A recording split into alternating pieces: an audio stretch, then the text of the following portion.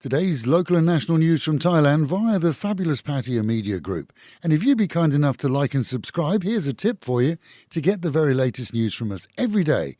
When you subscribe, click on the button that says All. And then every day you'll get an update straight from us. After a very tense day, as the clocks struck midnight, so along the Cambodian border to Thailand, an eerie silence filled the air after days of pretty intense battles between neighbours and later seen politicians and army generals shaking hands. But the question that remains unanswered is why? Until the last moment, Cambodian shells flew this side of the line as Thai jets again cleared gun emplacements. But just as all here sighed with relief, the news was released early this morning that all was not well along the border front. In fact, it's worsened.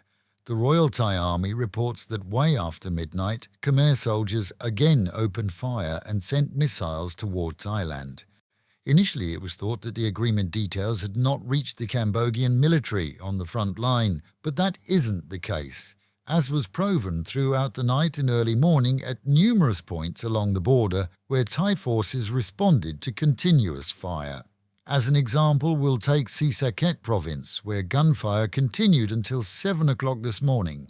And as in other areas, rockets were used, fired in the dark without precision, but in many cases causing damage to homes and buildings.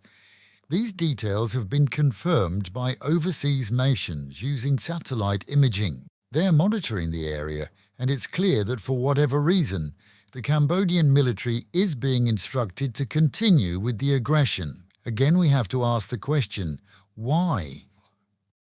On the Thai side, funerals are being arranged for 9 soldiers and 15 civilians who lost their lives. As in Cambodia, the number is believed to be double that, including a military senior officer.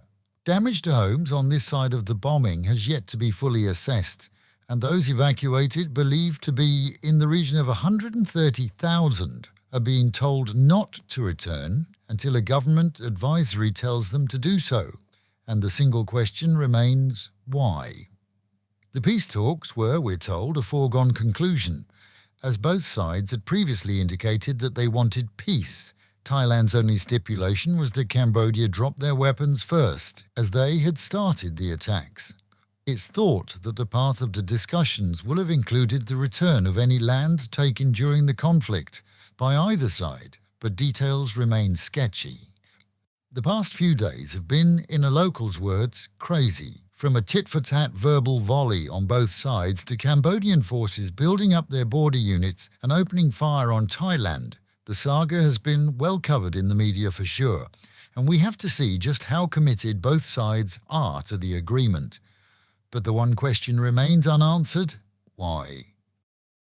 In other news from Thailand, a deranged Thai man in the capital took his own life after taking those of 5 others at a marketplace where his wife worked alongside others. Using a handgun, the man arrived and shot security guards before attempting to reach his wife, who fled. Word is that they'd had an argument.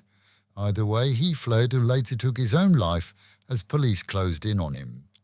In Chiang Rai, as dense storms continue to blight the region, the Sai River again overflowed, seeing flooding in numerous areas and the continued threat to downstream towns and cities as levels continue to rise. Those storms are expected to continue throughout the rest of the week. Staying in Chiang Rai for news of a Chinese national who was arrested as he transported half a ton of illegal drugs. Believed to have been the result of information received, authorities arrested the 45-year-old in his truck, finding over 200 blocks of concentrated meth and a similar number of ketamine. And a Romanian female, so-called tourist, was stopped at Bangkok's main airport yesterday after a baggage search revealed 9 pounds of heroin. The 50-year-old did her best not to speak to police, who later called in an interpreter to assist, as it was believed that she may not have been the only passenger carrying similar substances at the time. This is warrants have been issued for 3 Russians who've been found to be mailing weapons back to their home country. Hidden in microwaves, 25 weapons were reported by shipping companies, and CCTV shows the 3 at different times making the deliveries for export. Meanwhile at home, and with storms and heavy rain at times hitting much of the region, the reminder is out again to use protection in the form of voltage regulators or at least UPS units on important appliances. Still, we see voltage flares here, mainly after power cuts, something not common in the West but very here. Experts recommend unplugging unused appliances, and as a radio station that previously lost a lot of equipment to spikes, we recommend that too. In the aftermath of these recent battles, Pattaya tourist groups are in many cases planning promotions for the area to remind potential tourists of the good things here and the fact that the conflicts never reached any tourist area. With some reporting bookings cancelled, there's now concern for the high season, and every effort will be made for sure. City Hall too is expected to participate, as is the Tourist Authority of Thailand. And with the Met Office promising highs today of 31 degrees dropping down to 28, a very humid day, cloudy and breezy, with thunderstorms at any time, and the real feel of 38.